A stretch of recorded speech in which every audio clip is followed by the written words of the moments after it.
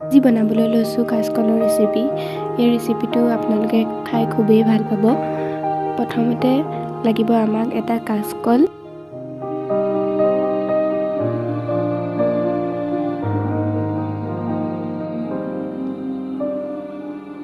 কাচকলটো সৰু সৰুকৈ কাটি লৈছোঁ আৰু কাটি ৰখা কাচকলখিনি এটা বাতিত পানী লৈ তাত হালধি পাউডাৰ আৰু নিমখ অকণমান দি অলপ সময়ৰ কাৰণে থৈ দিছোঁ, তেতিয়া ক'লা পৰি নাযায়।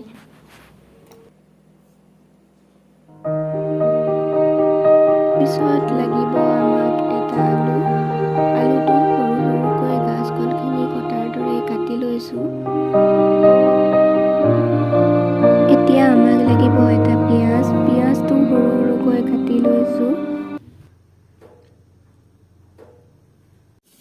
ইয়াত লৈছোঁ এটা জলকীয়া, পিঁয়াজ আৰু কাটি লোৱা আলুখিনি ৰেডি কৰি লৈছোঁ। গেছ ষ্টভটো অন কৰি কেৰাহীখন পাতি দিছোঁ।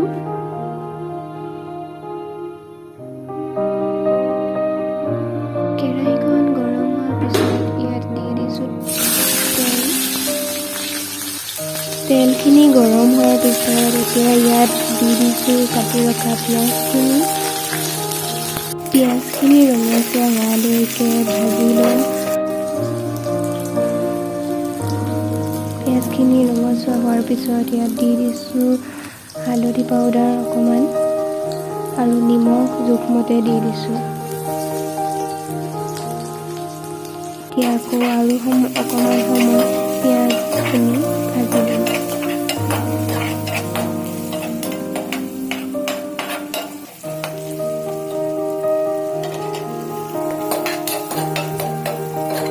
পিঁয়াজখিনি সিজাৰ পিছত ইয়াত দি দিছোঁ জলকীয়াটো।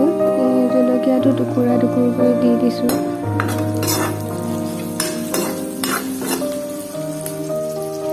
আৰু ইয়াত আলু আৰু কাচকলখিনি একেলগে দি দিছোঁ।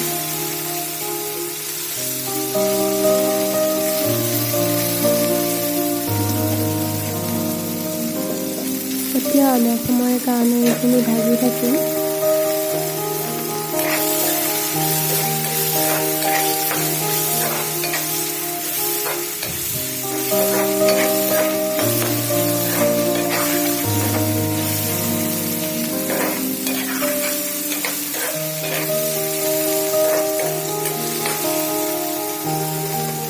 অলপ সময় এই কাচকলখিনি ঢাকি দিম। ঢাকি দিলে সোনকালে সিজে।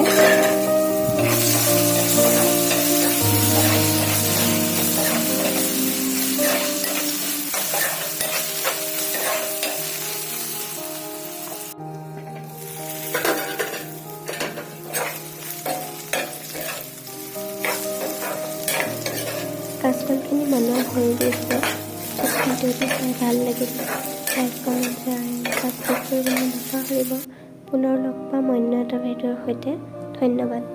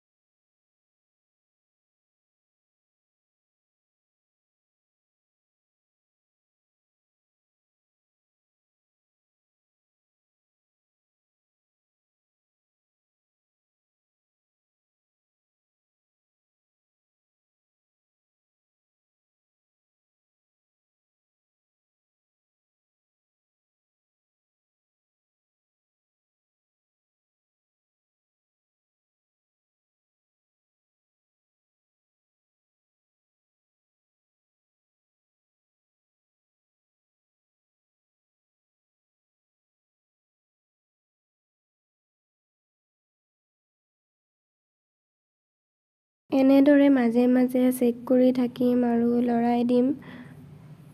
আকৌ ঢাকনাখন মাৰি অলপ সময় সিজিবৰ কাৰণে থৈ দিম।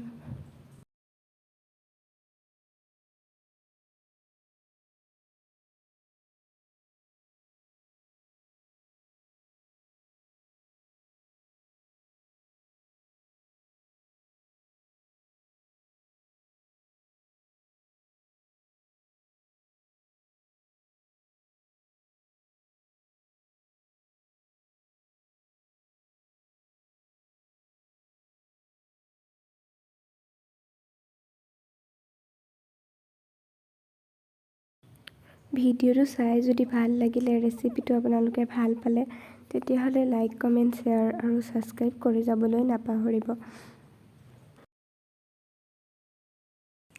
পুনৰ লগ পাম অন্য এটা ৰেচিপিৰ সৈতে। আজিলৈ আহোঁ। ধন্যবাদ।